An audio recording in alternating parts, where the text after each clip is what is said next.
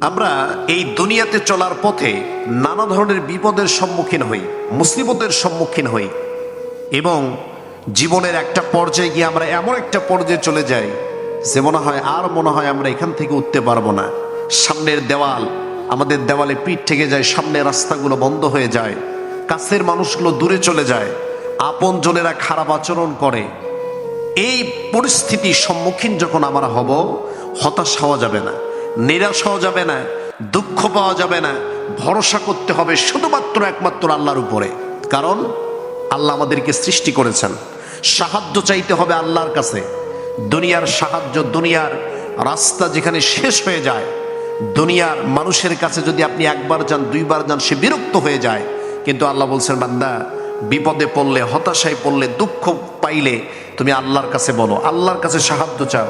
যদি আপনি আল্লাহর কাছে সাহায্য চাইতে পারেন, আল্লাহর উপরে তাওয়াক্কুল করতে পারেন, তবে অবশ্যই অবশ্যই আল্লাহ রাব্বুল আলামিন আপনার সমস্ত বিপদগুলো দূর করে দিয়ে দিবে। সুতরাং জীবন নিয়ে চিন্তার কিছু নাই, জীবন নিয়ে হতাশার কিছু নাই। জীবন নিয়ে চিন্তা করবেন আল্লাহর উপরে ভরসা করে। জীবন নিয়ে হতাশ হওয়া যাবে না, আল্লাহর উপরে তাওয়াক্কুল করতে হবে।